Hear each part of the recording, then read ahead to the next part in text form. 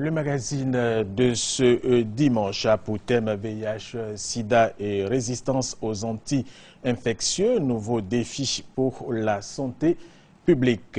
Pour nous éclairer sur ce thème, nous allons recevoir le professeur Hortense Faye-Kété, microbiologiste à l'Institut Pasteur de Côte d'Ivoire. Professeur, merci d'avoir accepté notre invitation. Alors, professeur Kété, à quel moment dit-on que l'organisme résiste aux médicaments de façon générale? Merci beaucoup pour votre question. Cette question me permet de situer le cadre de cette intervention.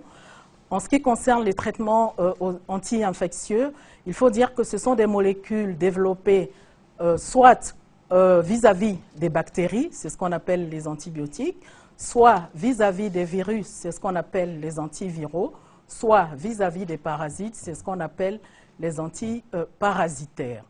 Alors, au XXe siècle, ces molécules ont apporté beaucoup dans la lutte contre les maladies infectieuses et ces molécules ont révolutionné le traitement de ces maladies. Mais pour ne pas disparaître complètement de l'écosystème, les bactéries ont riposté, les micro-organismes de façon générale ont riposté et ils ont développé un véritable plan hors sec pour lutter contre ces infections. Et tout ça au niveau de l'organisme. Tout ça au niveau de l'organisme. Alors, comment les micro-organismes s'y prennent? Alors, premièrement, les micro-organismes peuvent se camoufler et de ce fait-là ne pas être vus par l'organisme. Deuxièmement, ces micro-organismes peuvent fermer toutes leurs portes et ne pas permettre l'entrée de l'antibiotique ou des anti-infectieux dans leur sein.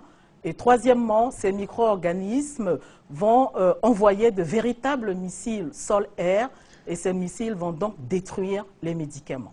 Alors, professeur, nous allons prendre le cas spécifique du VIH-Sida. Comment est-ce que cela se passe? Alors, en ce qui concerne le cas spécifique du VIH-Sida, il faut dire que les micro-organismes résistent aux anti-infectieux, tout simplement, ceci du fait des comportements de l'homme. Alors, premièrement, l'homme utilise de façon abusive les antibiotiques. Deuxièmement, il faut noter la mauvaise observance des traitements prescrits par les médecins par certains malades. Il faut également noter l'utilisation larga manu des antibiotiques et l'utilisation des antibiotiques à large échelle, aussi bien dans le monde en médecine humaine qu'en médecine vétérinaire, que dans l'agriculture, que dans l'environnement. Pour prendre le cas spécifique du VIH, il faut dire que deux facteurs permettent donc l'apparition des résistances. C'est notamment la mauvaise observance des traitements par les malades, mais c'est également le fait que les programmes donnent les médicaments aux patients et que les patients vont prendre ces médicaments sur une longue durée, ce qui fait que la probabilité que les mutants résistants apparaissent est très élevée. Professeur, que doit faire le malade face à cette situation? Et le malade et le corps médical? Alors, je préfère commencer par le corps médical. Il faut dire que le corps médical doit pouvoir maîtriser la prescription de ces différentes molécules pour donner à chaque fois le traitement adapté. Il doit s'informer de faire le point et s'informer de la résistance des micro-organismes dans le pays dans lequel il se trouve. Et il doit pouvoir dialoguer avec le patient pour expliquer à ce patient les bien-fondés et les exigences du traitement qu'il va suivre. Maintenant, le malade. Il faut aussi que le malade il sache écouter et être attentif à la sensibilisation du médecin. Il doit s'informer sur sa maladie. Il doit également comprendre pourquoi il prend un médicament, comment le médicament agit dans son corps et quelles sont les raisons qui vont faire que le médicament peut ne pas marcher. Et à ce moment-là, il sera à même donc de supporter le médicament et de suivre le traitement comme il est prescrit. Alors, professeur, concernant le VIH-Sida, pour le traitement de cette maladie, il y a de l'espoir aujourd'hui, mais avec cette résistance révélée par la médecine, les inquiétudes peuvent renaître. Alors, il faut dire que ceci ne devrait pas être le cas, parce que grâce à la solidarité internationale, les patients disposent à l'heure actuelle de médicaments efficaces. Ces médicaments ont notamment amélioré la vie des patients.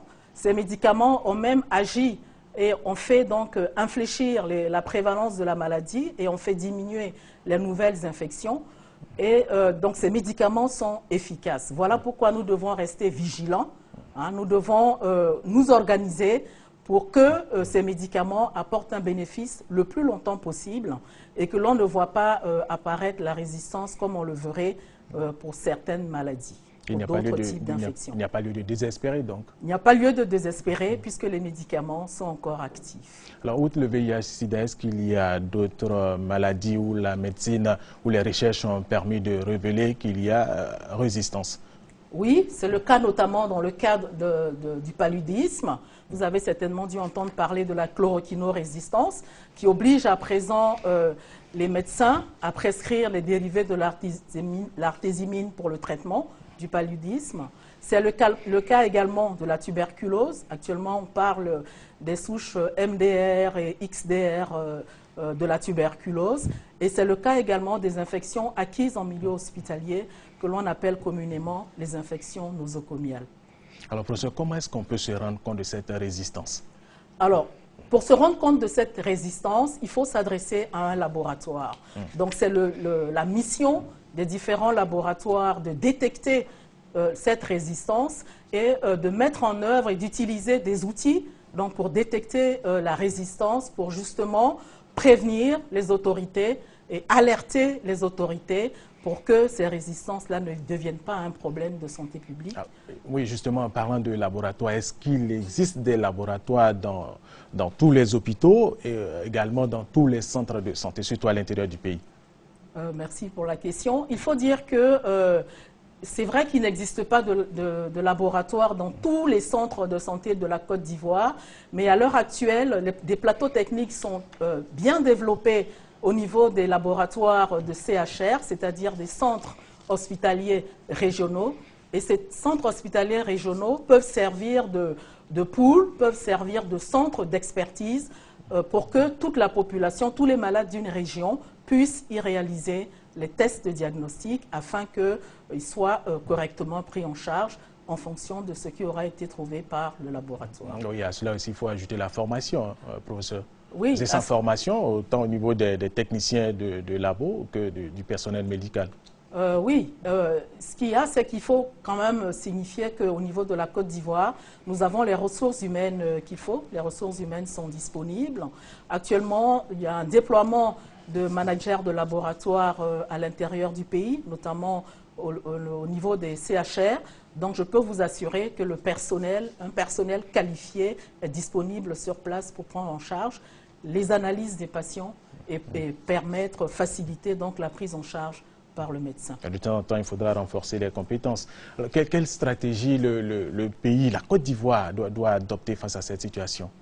Alors, disons que face à la résistance aux anti-infectieux, la première chose à faire, c'est de mettre le problème de la résistance au cœur de la santé et de l'identifier comme un problème de santé publique. La deuxième chose, c'est de mettre les laboratoires en réseau pour que ce qui est découvert dans un premier laboratoire puisse servir de modèle à ce qui sera découvert dans un autre laboratoire. Et il faut dire aussi qu'il faut qu'il y ait un partage d'expérience pour que ce qui a marché dans certains pays puisse servir de modèle à d'autres pays afin que ces pays-là ne tardent pas à découvrir des solutions qui sont déjà disponibles ailleurs. Est-ce qu'il y a des pays où l'on a découvert cette résistance déjà qui a été bien traitée? Le problème de la résistance aux anti-infectieux, c'est un problème qui est bien connu dans les pays développés. Hein, et au niveau du continent? Au niveau du continent africain, disons que tous les pays de l'Afrique subsaharienne ont notifié des cas de bactéries résistantes à leur sein. Et c'est un problème qui est très important, qui est beaucoup plus important en milieu hospitalier qu'en médecine communautaire. Alors, professeur, il y a un phénomène qui perdure en Côte d'Ivoire, les médicaments de la rue. Nous nous sommes rendus compte que les populations continuent d'acheter des médicaments dans la rue. Et face à cette situation, quel conseil? Alors, je ne pourrais pas vous dire ici d'entrée de jeu que les médicaments de la rue participent de la résistance, de l'apparition de la résistance aux antibiotiques, dans la mesure où les tests de laboratoire ne nous permettent pas de faire la part entre les différents facteurs liés à la résistance aux anti-infectieux. Mais il est vrai que la vente libre de médicaments et l'utilisation intempestive des médicaments par les patients, et surtout pour les pathologies non adaptées, peut accroître le phénomène de la résistance aux anti-infectieux. Alors, professeur, nous allons terminer cet entretien avec vous. Est-ce que vous avez autre chose à ajouter? Alors, ce que je peux dire, c'est de demander à la population d'observer strictement les prescriptions des médecins. Deuxièmement, de prendre les médicaments tels que ces médicaments ont été prescrits par leurs médecins. Troisièmement, de se procurer ces médicaments chez les professionnels. Quatrièmement, d'observer les règles générales d'hygiène collective et d'hygiène individuelle. Et il faut dire aussi que le problème de la résistance aux anti-infectieux n'est pas un problème des médecins ni du monde des professionnels de la santé. C'est un fait de société. Les médecins doivent prescrire le bon médicament, mais les malades et leurs familles doivent assister à la sensibilisation et s'informer auprès des professionnels par rapport aux règles qui sont disponibles. Les laboratoires doivent s'organiser pour faire la surveillance et la veille microbiologique, et les gouvernants doivent protéger leurs administrés en mettant à leur disposition des médicaments essentiels et en luttant contre la vente illicite de médicaments. Merci, professeur, pour tous ces éclairages. Restez avec nous et nous allons parler de sport, football, Coupe Félix Houphouët-Boigny entre le COE Sport de Saint-Pétersbourg